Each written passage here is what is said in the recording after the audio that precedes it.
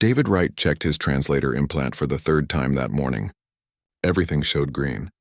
The small device embedded behind his ear would convert his words into the formal diplomatic language that the Galactic Council required. He had practiced his speech so many times that he could recite it in his sleep. Every word had been carefully chosen by Earth's best diplomats. Every phrase followed the proper protocols that humanity had spent 3 years learning. The Grand Assembly Hall stretched before him like a cathedral made of light and metal. Representatives from over 200 species filled the circular chamber. Some sat on chairs, others floated in containment fields, and a few existed as pure energy within special columns. David had learned to recognize most of them by now. The tall Valrine with their blue crystalline skin, the floating Dremic who looked like jellyfish but thought like philosophers, the insect-like Corthan who clicked and hummed even when they used the translation system. Unity Station orbited a neutral star, chosen specifically because no species had ever claimed it. The Council met here 6 times each cycle to handle disputes and make decisions about galactic trade, borders, and laws. Today's session would decide who controlled the Outer Reach asteroid belt. The Valrine Consortium claimed they discovered it first. Earth disagreed. Humanity needed those minerals to build more ships and expand their colonies. Ambassador Telvik of the Valrine Consortium rose to speak. His body shimmered as the lights hit his crystalline form. The translation system hummed to life, converting his native harmonics into words everyone could understand. Esteemed Council, gathered wisdom of 1,000 worlds, keepers of peace and prosperity, Telvik began. We come before you today with humble hearts and open hands to present a matter of great delicacy and importance. In the cycling of the star seasons, when the light of knowledge shines upon the dark corners of space, my people ventured forth with pure intentions and discovered that which was unknown. David listened to the speech drone on. 40 minutes passed. Telvik was still explaining that the Valrine found the asteroid belt first. The diplomatic language turned simple facts into poetry. Every species did this. It was considered proper. Being direct was seen as aggressive, almost violent. Humanity had been warned about this repeatedly during their integration period. Finally, Telvik finished. He bowed in the Valrine way, which involved bending at 3 joints humans didn't have. Then he sat down and all eyes turned to David. David stood. His heart pounded, but his face stayed calm. He had been trained for this. Ambassador Amy Foster gave him an encouraging nod from her seat behind him. She had helped write the speech. 50 pages of carefully crafted diplomatic language that said one simple thing. Earth found the belt first and had proof. He activated his speaking privilege. The lights in the chamber dimmed slightly, focusing attention on the human delegation's platform. David opened his mouth and began the speech he had memorized. The facts are simple. We found it first. Our probe reached the belt 17 months before the Valrine claim. We have the logs. We have the data. Their timeline is wrong. The chamber went completely silent. David continued, not realizing anything was wrong. The Valrine are either mistaken or lying. Either way, they need to withdraw their claim. We can show you the evidence right now instead of wasting everyone's time with more speeches. This should take 5 minutes, not 5 hours. David sat down. He felt good. The speech had gone perfectly. He had followed the script exactly as he remembered it. Amy would be proud, but Amy wasn't proud. Her face had gone pale. Around the chamber, representatives stared at the human section with expressions David couldn't read. The Dremic Supreme Leader. Halvik's floating form pulsed with colors that the translation guide said meant shock or surprise. Telvik's crystalline body had turned a deep purple color. Nobody spoke. The silence stretched for a full minute. Then 2 minutes. David glanced at Amy. She was frantically typing on her data pad, her hands shaking. Finally, Telvik stood again. His voice came through the translator, but it sounded smaller than before. Quieter. The Valrine Consortium withdraws its claim to the Outer Reach territories. We acknowledge the human evidence and apologize for any confusion. He sat down immediately. The chamber erupted in a buzz of conversation. Representatives turned to each other, speaking in urgent tones. Halvik called for order, but it took several minutes for the noise to die down. David leaned toward Amy. What just happened? Why did they give up so easily? Amy turned her datapad toward him. On the screen was a recording of what he had just said, along with a translation of what he had meant to say. The 2 versions were completely different. His prepared speech had been 30 minutes of elaborate praise, careful suggestions, and diplomatic dancing around the truth. What he actually said was blunt and direct. Almost rude by council standards, your translator, Amy whispered. Something's wrong with it. You didn't say what you practiced. You just stated the facts plainly. David felt his blood turn cold. He had just insulted the Valrine Consortium in front of the entire Galactic Council. He had violated every protocol humanity had been taught. Earth would probably recall him in disgrace. His career was over, but then something strange happened. A small species called the Pollen Collective requested immediate speaking privileges. Their representative, a being that looked like walking flowers, stood up. We wish to thank the human delegation for their clarity, she said. We have a question about trade routes that has been pending for 6 years. May we also present our case with such directness? Halvik's form pulsed with confusion. That is not proper protocol. But it worked, the pollen delegate said. Everyone understood. It was fast. Can we try? Other species began requesting speaking time. The session descended into chaos. David sat frozen, wondering what he had done. His simple malfunction had just disrupted centuries of tradition, and for some reason half the council seemed happy about it. The corridors outside the council chamber felt different to David.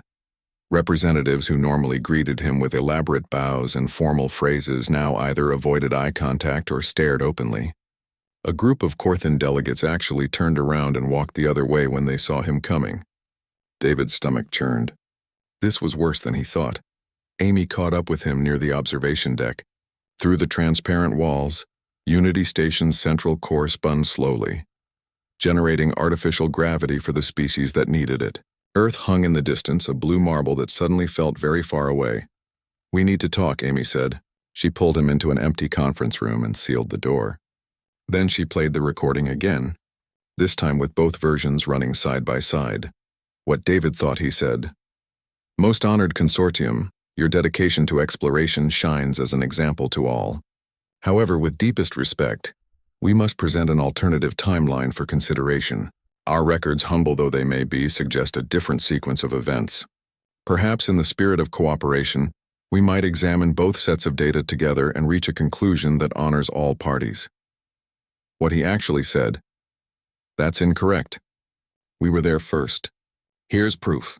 Stop wasting time. David put his head in his hands. I'm done. Earth will send me home. They'll apologize to everyone and probably kick humanity out of the council. Maybe not, Amy said slowly. She pulled up another screen. Look at this. Reports from the last 6 hours. David scanned the data. His eyes widened. The Valrine had withdrawn their claim completely. No negotiation, no counteroffer, nothing. They just gave up. 3 minor species had requested private meetings with Earth's delegation. They wanted to discuss trade agreements they had been trying to negotiate for years without success. A coalition of 12 species, who had been arguing about shipping routes for 8 months, suddenly reached an agreement. They finished in 30 minutes using what they called the human method of just saying what they meant. The Corthan delegate had filed a request to present their economic crisis to the council using simplified language.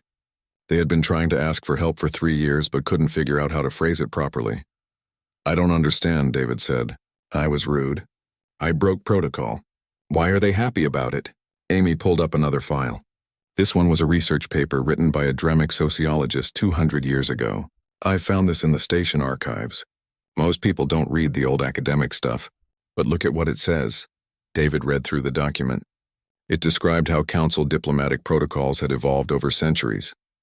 The formal language, the elaborate phrases, the endless speeches, they hadn't always been this way.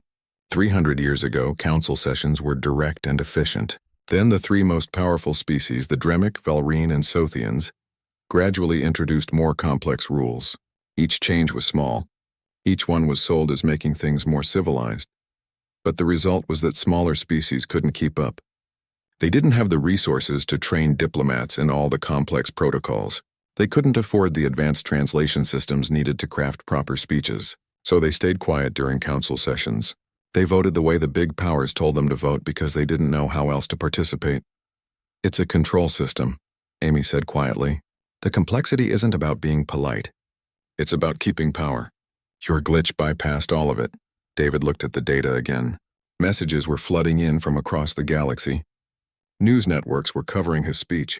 Some called it scandalous, but others were calling it revolutionary. Regular citizens from dozens of species were talking about how they never understood what their own representatives were saying in council sessions. They couldn't follow the diplomatic language, but they understood David's words perfectly. "We revealed something they didn't want revealed," David said. "Yes. And now we need to decide what to do about it." A notification flashed on Amy's datapad. Supreme Leader Halvik was requesting an immediate private meeting with the human delegation. David's hands went cold again. They met in a secured room deep inside the station. Halvik floated in his containment field, his jellyfish-like form pulsing with deep purple colors. Two Sothian representatives stood behind him, their armored bodies perfectly still. A Valrine elder completed the group. "Ambassador Wright," Halvik said through the translator. His formal tone was gone. He sounded almost tired. "Do you understand what you have done?" "My translator malfunctioned," David said carefully. "I apologize for any offense." "Offense?" Halvik's colors shifted to something David's guide said meant bitter amusement. "You have destabilized 600 years of diplomatic tradition. Species that have not spoken independently in council sessions for generations are now requesting speaking time. They want to use your direct method. They are calling the old protocols oppressive." The Sothian on the left stepped forward. His armor clinked softly. "We could invoke Article 7, temporary expulsion for threatening council stability. Your species would lose all privileges." David felt Amy tense beside him. Losing council membership would devastate Earth's colonies. They needed the trade agreements and protection that came with membership. But something in David had changed. Maybe it was seeing how the system really worked. Maybe it was reading those old files about how things used to be. He thought about all those species who couldn't participate properly, who spent years trying to craft one simple request into acceptable diplomatic language, who gave up and stayed silent instead. "Do what you need to do," David said. "Not the diplomatic response. Just the truth. But my translator is getting repaired tomorrow. If you expel us before then, everyone will know it's because I accidentally told the truth in a way people could understand. That might cause more problems than keeping us around." Halvik's colors shifted rapidly. Anger, surprise, calculation. The Valrine elder made a sound like crystal chimes. The Sothian guards remained perfectly still. Finally, Halvik spoke. "You have 3 days. Fix your translator. Return to proper protocols, or we will have no choice but to act." They left without another word. David and Amy stood alone in the secured room. "That was either very brave or very stupid," Amy said. "Maybe both." David pulled out his datapad. 50 more messages had arrived. More species requesting meetings. More news coverage. A petition from minor council members requesting a review of diplomatic protocols. It had gathered 4 million signatures in 6 hours. "They gave us 3 days to fix this," David said. "But I don't think we can fix it. I think we broke something that was already cracked. Now everyone can see the damage." Amy nodded slowly. "So what do we do?" David thought about his speech. About saying things plainly and watching the Valrine back down immediately. About species who finally understood what was happening in their own government. "We see how many other things we can break," he said. The emergency council session began at dawn station time. David had barely slept. His room had been flooded with messages all night. Some supported him. Others called for Earth's immediate expulsion. The galaxy was dividing itself over a translator malfunction. Halvik's containment field glowed bright red as he addressed the packed chamber. Every seat was filled. Species that normally sent only one representative had brought entire delegations. Even the observer species who couldn't vote were crowding the upper galleries. "We face a crisis of order," Halvik announced. His voice carried the full weight of his 40 years leading the council. "The human delegation has violated fundamental protocols of diplomatic conduct. This cannot stand. I call for formal sanctions under Article 7. David stood. His translator was still broken. He had refused to fix it. Amy had argued with him for hours, but he was firm. If they wanted him gone, they would have to do it honestly. "I made a mistake," David said. Simple words. Plain truth. My translator broke and I said things too directly. But I noticed something. When I spoke plainly, everyone understood me. When I speak like you want me to, Half the species here need 3 translators just to figure out what I'm trying to say. Halvik's colors darkened. You insult centuries of tradition. I'm questioning if the tradition helps anyone. Before Halvik could respond, something unexpected happened. A member of the Pollen Collective stood up. She didn't request speaking privileges through proper channels. She just stood and started talking. My people have been in this council for 8 generations, she said. Her voice trembled but stayed steady. We have never successfully passed a single proposal. Not because our ideas were bad, because we cannot afford the protocol training. We cannot hire the speechwriters. We try to follow the rules, but we always make mistakes. So we stopped trying. We just vote however the Dremic tell us to vote. A Dremic representative started to object, but she kept talking. Yesterday I watched the human say what he meant. Everyone understood it. The Valrine withdrew their claim in minutes instead of months. I realized we have been silent for 80 years because the system makes us silent. That is wrong, she sat down. The chamber erupted. A Korthan delegate stood next. Our economy is dying. We tried to ask for help 3 years ago. The request form required 40 pages in proper diplomatic language. We hired an expert. We submitted it. We were told we used the wrong verb tense in section 12. The whole thing was rejected. We gave up. Our people are starving, and we gave up because we couldn't figure out how to ask for help the right way. Another species stood. Then another. Each one sharing stories about being blocked by protocols they didn't understand. About spending years crafting simple requests into acceptable language. About watching the big powers decide everything while they sat silent. David watched Halvik's colors shift through a dozen different shades. The Supreme Leader tried to call for order, but his voice was drowned out. For the first time in living memory, the council chamber was chaos. A young Valrine named Prish stood up. Unlike the elder who had spoken before, she was from the newer generation. Her crystalline body was still small, not fully matured. I work in my delegation, she said. I write the speeches. I spend months crafting each one. And I hate it. I hate that I take simple ideas and bury them in so much language that nobody can find the truth. The human showed me we don't have to do this.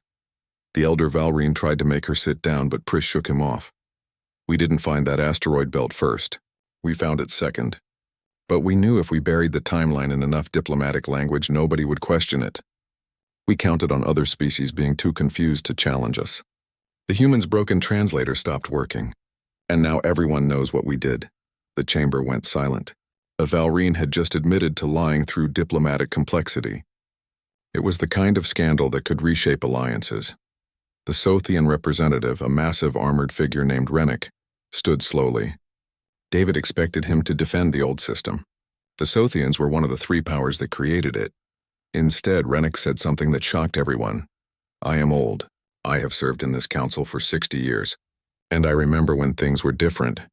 His voice was rough, like stone grinding on stone. When I was young, council sessions were simple. We said what we meant. We argued honestly. We solved problems.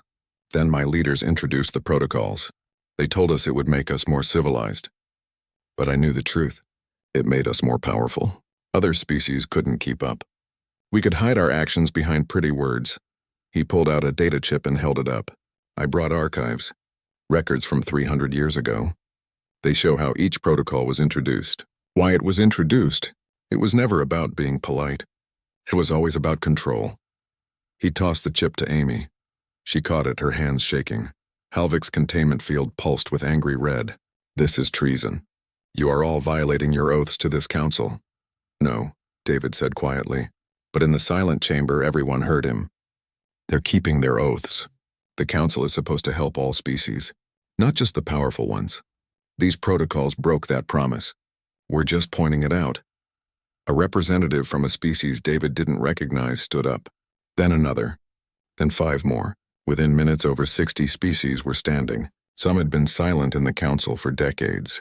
Others were junior members of powerful delegations who had never spoken before. They weren't asking for permission to speak. They were just speaking. Plainly, honestly. Saying what they meant without the elaborate frameworks. The Korthan delegate officially requested economic aid. In simple language. 3 sentences explaining their crisis and what they needed. The Weavers, a hive mind species, explained that they had never understood half of what happened in council sessions. The diplomatic language didn't translate well into their shared consciousness. They had been voting randomly on issues they couldn't comprehend. Species after species shared their frustrations. About feeling voiceless, about watching the powerful species decide everything, about knowing the system was broken but not knowing how to fix it. David looked at Halvik. The Supreme Leader's colors had gone pale, almost transparent. He was watching centuries of control crumble in real time. Call the vote, David said. Expel humanity if you want, but do it honestly. Tell everyone you're removing us because we accidentally showed them the truth. Halvik stared at him. Around the chamber, over 100 species waited. Many had never had a real voice before. Now they were watching to see if the old powers would silence the new one. Halvik's colors shifted to something dark and tired. When he spoke, his voice had lost its commanding tone. The vote will be held tomorrow. All species present will cast their decision on the human question. He paused. Meeting adjourned. As the chamber emptied, Amy grabbed David's arm. You just started a revolution. No, David said, watching the smaller species huddle together, talking plainly to each other for the first time. I just broke a machine. They're the ones deciding what to build instead. Outside the windows, Unity Station turned slowly in space. Somewhere on Earth, diplomats were probably panicking, but here, in this moment, David felt like maybe the malfunction was the best thing that could have happened. Sometimes the only way to fix something is to break it first. 20 hours until the vote. David couldn't eat breakfast. His quarters felt too small, the walls closing in. Earth had sent 14 urgent messages demanding explanations. He had ignored them all. What could he say that would make sense? Amy burst through the door without knocking. Her eyes were red from lack of sleep, but she was smiling. You need to see this. She pulled up a display showing news feeds from across the galaxy. Hundreds of channels, thousands of stories, all about the council crisis. But the angle wasn't what David expected. On the Corthin homeworld, citizens were protesting in the capital. They carried signs written in simple language demanding their government request aid properly. The protest had started with a few hundred people. Now it was over 2 million. The Pollen Collective's home system had shut down all government functions. The population was demanding to know why their representatives had been silent for 80 years. The ruling council had resigned. Similar protests were happening on 40 different worlds. Citizens who had never understood what their own representatives were doing in the Galactic Council were now demanding answers. The plain speech from yesterday's session had been broadcast everywhere. For the first time, regular people could actually follow what their governments were saying. It's spreading, Amy said. The big powers can't contain it. People are angry. They feel lied to. David watched a feed from a Dremic world. Even there, younger citizens were questioning why their leaders insisted on complicated protocols. A popular commentator was calling for reform, arguing that true civilization didn't need to hide behind confusing language. The vote is tomorrow, David said. If they expel us, this all stops. I don't think it can stop anymore. You opened something that can't be closed. A message notification appeared. Rennick, the Sothian representative who had shared the archive data, was requesting a meeting. David accepted. They met in one of the station's garden sections. Real plants from a dozen worlds grew under artificial sunlight. Rennick stood among purple flowers from his homeworld, his armored body looking out of place among the delicate blooms. My government has ordered me to vote for your expulsion, Rennick said without greeting. They are very angry with me for sharing those archives. I'm sorry, David said. I didn't mean to cause trouble for you. Don't be sorry, I am old. I have watched this council become a tool for the powerful instead of a voice for all. I stayed quiet because I thought nothing could change. He touched one of the purple flowers gently. You showed me I was wrong. Will you vote against us? Rennick was quiet for a long moment. My species values honor above all things. We created these protocols. We bear responsibility for what they became. To vote for your expulsion would be to run from that responsibility. So you'll vote to keep us? I will vote my conscience. Whatever comes after is what I deserve. David watched the old warrior among the flowers. Why did you keep those archives? Why save them for 300 years? Because I hoped someday they would matter. That someone would care about the truth. Rennick's eyes, barely visible behind his armor, looked tired. I just never thought that someone would be a species we barely know, with a broken translator. After Rennick left, David walked the gardens alone. Other representatives were there having quiet conversations. The usual elaborate greetings were gone. People just nodded at each other, said simple hellos. The change was already happening even before the vote. He found Prish, the young Valrine who had admitted her people's lie, sitting by a fountain. Her crystalline body looked dull, the light inside her dim. "They removed me from the delegation," she said when David approached. "I am ordered to return home immediately. I'm sorry. Don't be." I finally told the truth. "That's worth losing a job." She looked at him. "Will you fix your translator before the vote?" "No." "Good, don't let them make you silent too." That evening, Amy finished analyzing the vote predictions. She laid out the numbers for David. They were bad. The three big powers, Dremic, Valrine, and Sothians, controlled about 30% of votes directly through their own delegations and client species. Another 20% were species who benefited from the current system and feared change. That was already 50% against humanity. They needed 67% voting in favor to stay. It looked impossible, unless, Amy said slowly, the client species break ranks. Client species were smaller powers who essentially voted however their patron told them to vote. In exchange, they got protection and trade benefits. It was a system within the system. But those species had been at yesterday's session. They had heard the other small species talk about being voiceless. "It's risky for them," David said. "If they vote against their patrons and we still get expelled, they lose everything. But if they vote against their patrons and we stay, everything changes." David pulled up the list of client species. 43 names, some he recognized. Others he had never heard speak in a council session. They were the ultimate victims of the protocol system, too small to participate effectively, too dependent to risk challenging their patrons. "We need to talk to them," he said. They worked through the night.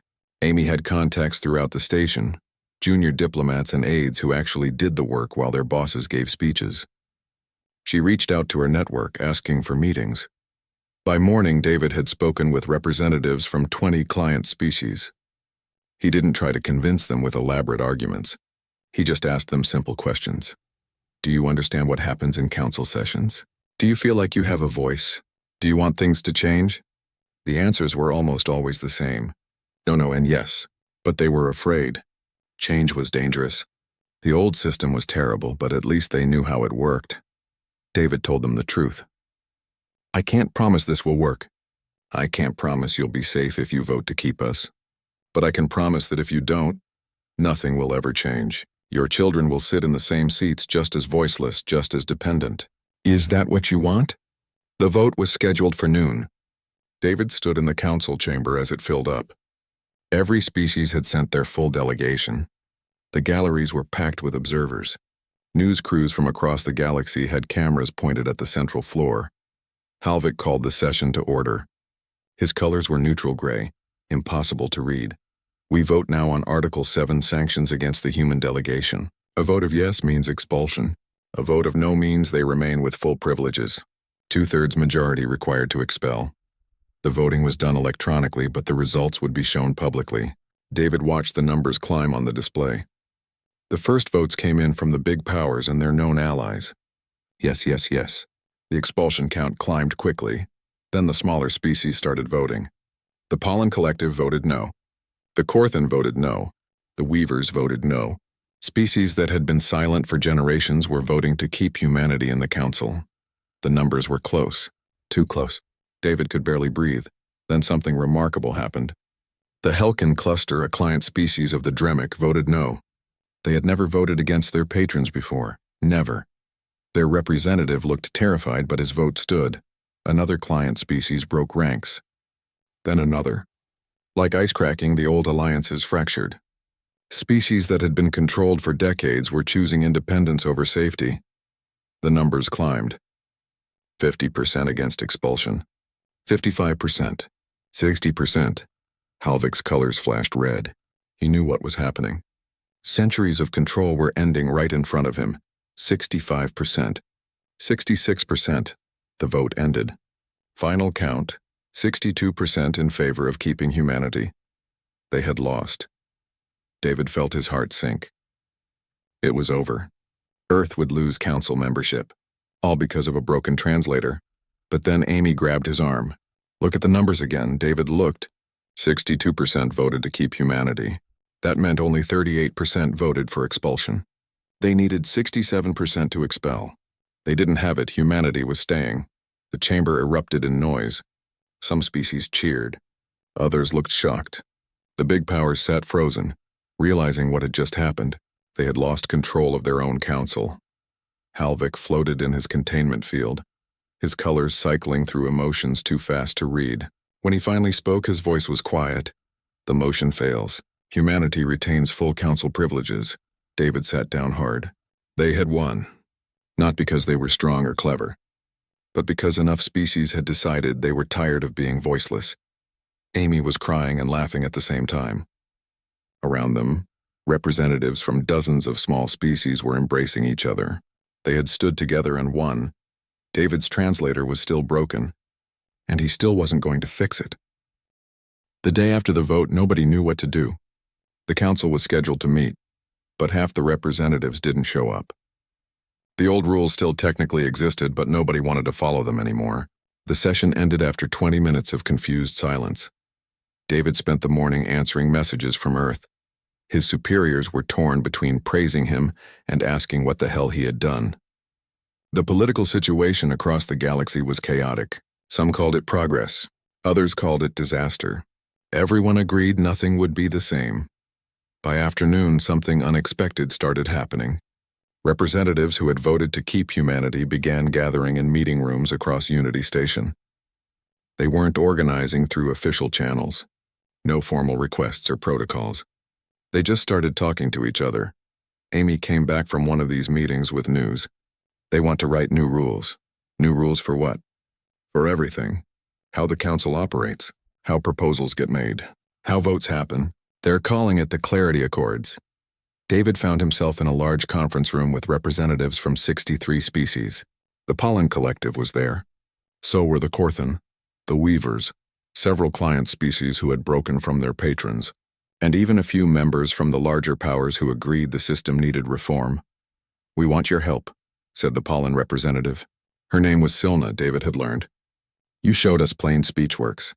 Now we need to make it official." They worked for 3 days straight. The coalition grew to 70 species.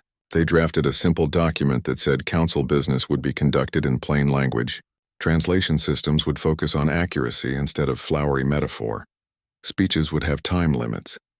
Proposals would be written clearly or rejected. It was only 15 pages. The old council charter was over 3,000 pages of dense diplomatic text that most species couldn't fully understand.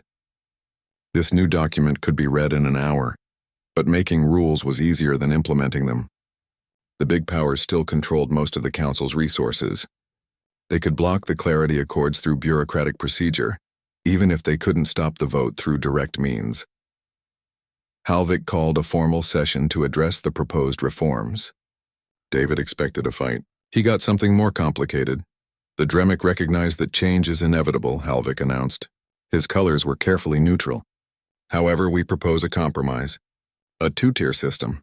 Routine matters can use simplified protocols, but important decisions affecting galactic security, economic policy, and territorial rights must still follow traditional procedures.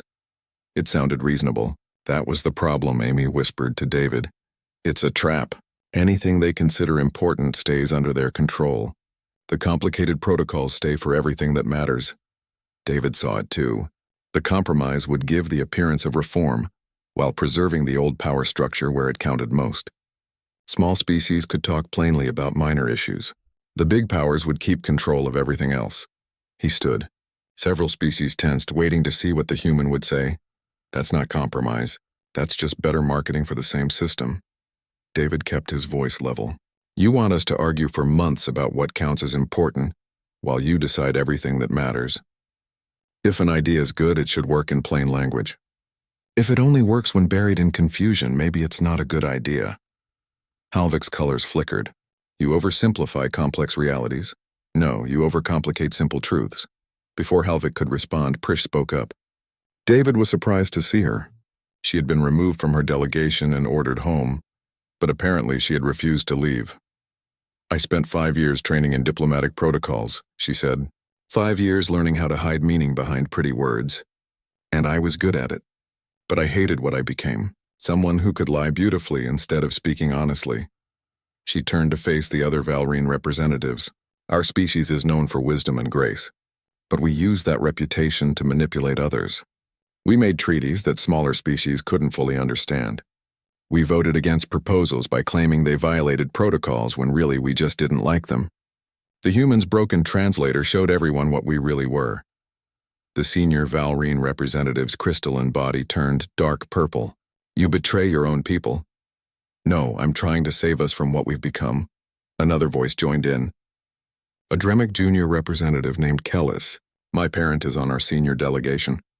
They told me to stay quiet during this crisis. But I can't.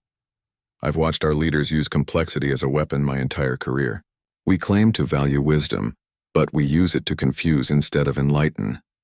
More junior members from the big powers spoke up. They were younger, not yet locked into the old ways. They had watched the system fail their entire lives but had been powerless to challenge it.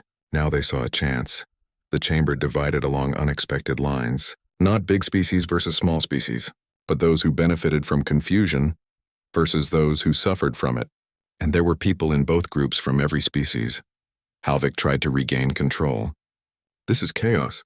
We cannot remake centuries of tradition in days. Why not? Asked Silna from the Pollen Collective. Those traditions were made quickly too. We found the records. Each protocol was introduced in a single session, usually with minimal discussion. You built this system fast when it served you. We can tear it down just as fast. The debate raged for hours. The big powers kept proposing compromises that preserved their control. The Reform Coalition kept rejecting them. They had spent too long being voiceless to accept partial solutions now. Finally, as station time reached midnight, something broke. Rennick, the old Sothian warrior, stood and removed his helmet. It was a significant gesture in his culture.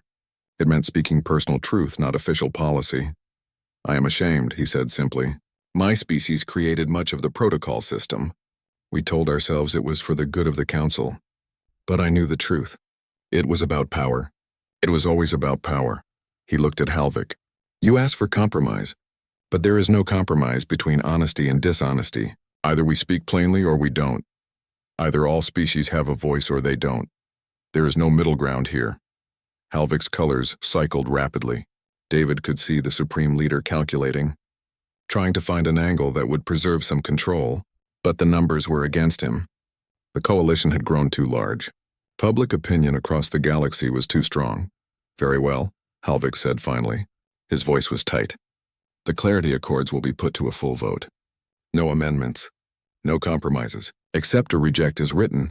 It was meant to be a challenge, an all-or-nothing gamble that the coalition would fracture under pressure. Some species would get cold feet. Others would be intimidated by their patrons. The vote would fail and things would go back to normal. But Halvik had miscalculated. The species who had found their voice weren't ready to give it up. The client species who had broken from their patrons knew they couldn't go back. They had already crossed the line. They might as well finish crossing it. The vote was scheduled for the next day. David spent the night with Amy, reviewing lists of species who might waver, trying to identify who needed encouragement, who might be pressured by the old powers. This is bigger than I thought it would be, David admitted. I just wanted to not sound stupid during my speech. Now we're remaking galactic government. Sometimes big changes start small, Amy said. You broke a translator.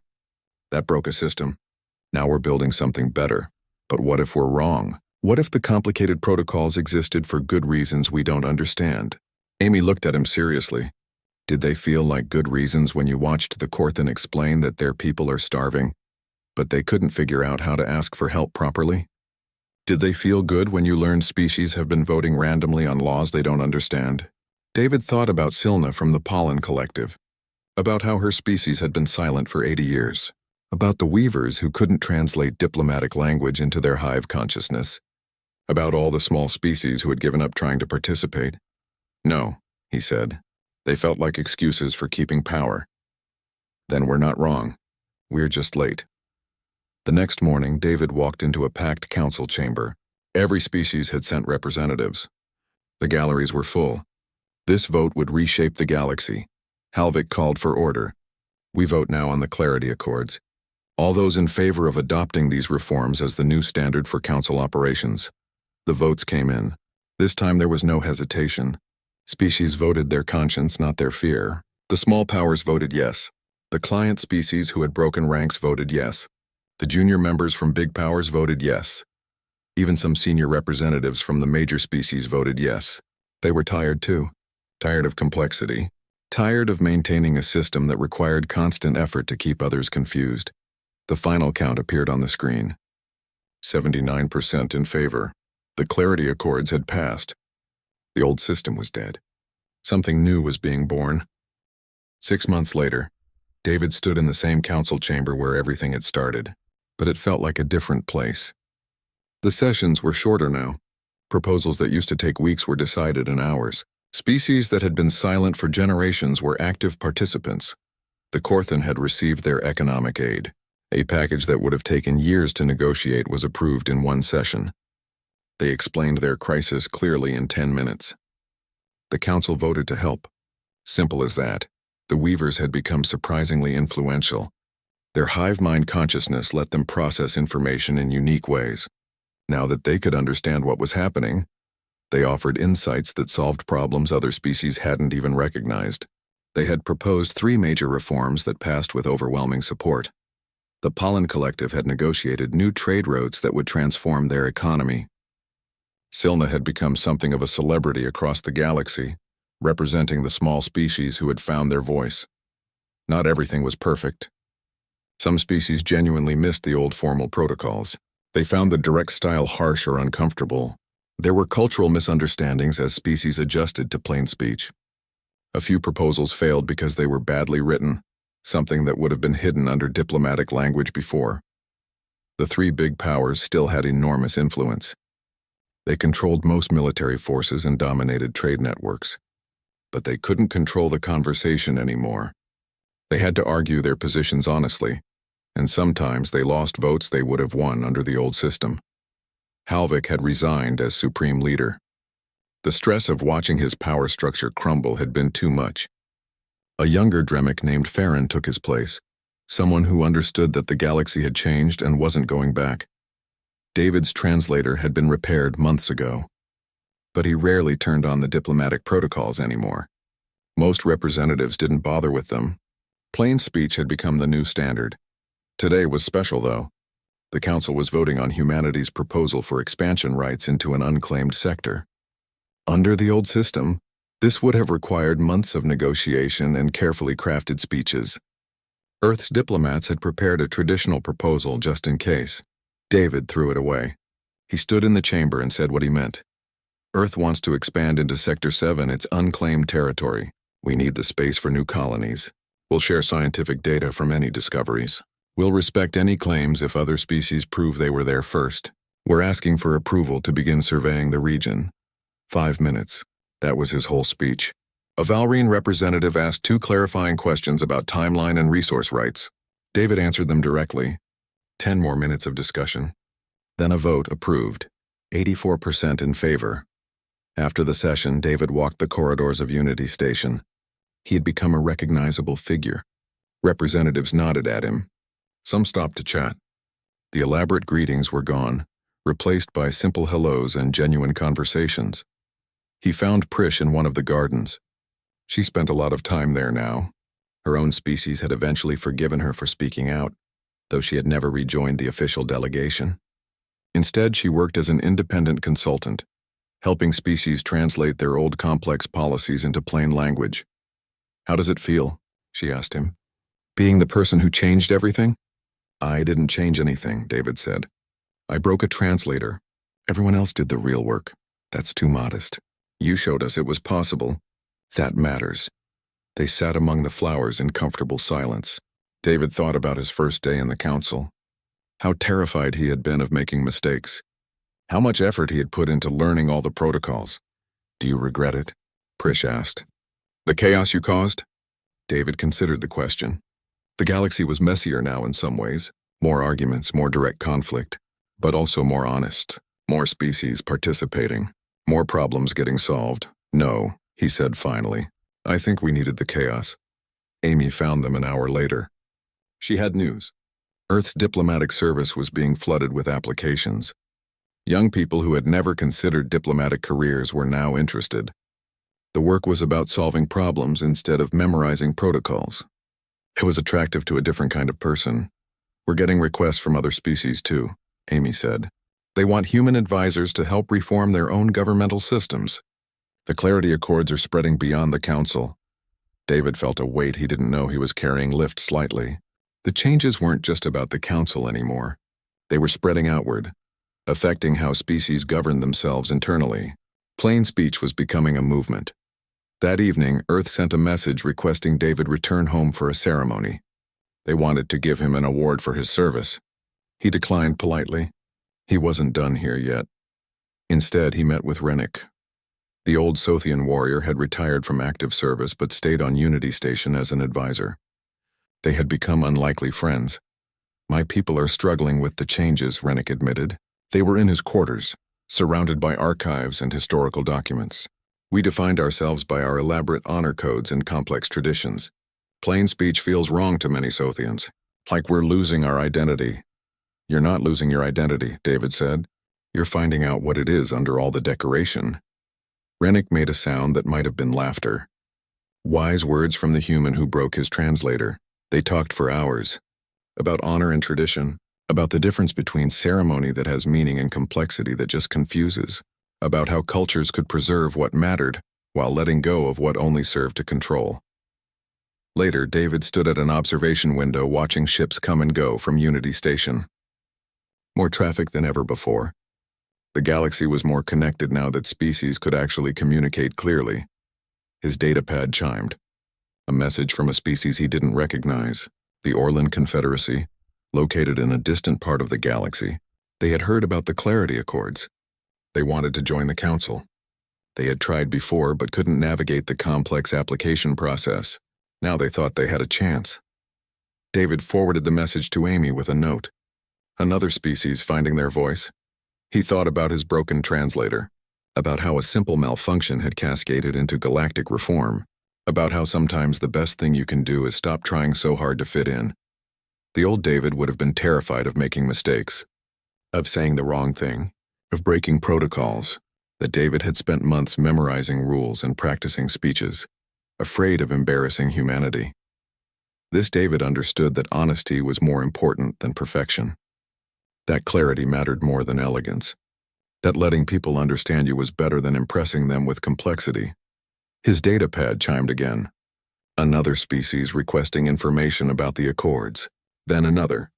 The movement was growing. David smiled. He reached up and touched the translator implant behind his ear. The technicians had fixed it months ago. It could produce perfectly proper diplomatic language anytime he wanted. He switched it off. He preferred the glitch. Back in the council chamber, a night cleaning crew worked through the empty seats. They found something interesting. One of the representatives had left behind a speech prepared in the old style. 40 pages of elaborate diplomatic language that said almost nothing. The crew threw it away. Nobody would need documents like that anymore. The galaxy had learned to talk to each other plainly. Problems were getting solved. Species were being heard. It wasn't perfect, but it was better. And it had all started because one human's translator broke at the right moment. David walked back to his quarters, past the gardens where flowers from 100 worlds grew together, past meeting rooms where species argued honestly about their needs, past the great windows showing the stars spread out in every direction. He thought about humanity's place in this galaxy. They weren't the strongest species. They weren't the oldest or wisest. They didn't have the best technology or largest fleets. But they had accidentally reminded everyone that communication worked better when people said what they meant. That was worth something. Maybe worth everything. In the morning, there would be another council session. More proposals in plain language. More species participating. More problems getting solved through honest discussion instead of diplomatic maneuvering. David was looking forward to it. Not because he was special or heroic, but because he had learned something important. Sometimes the most powerful thing you can do is just tell the truth in a way everyone can understand. No fancy language. No elaborate protocols. Just clear, honest communication between people trying to solve problems together. His translator had glitched. But maybe that was the most human thing that could have happened. Taking something that was supposed to work one way and breaking it completely, then discovering that the broken version worked better than the original ever did. The galaxy would never be the same, and David wouldn't have it any other way. He fell asleep thinking about tomorrow's session, about species who would speak plainly about their needs, about honest debates and clear decisions, about a council that finally worked the way it was supposed to, all because one translator decided to stop translating and just tell the truth instead.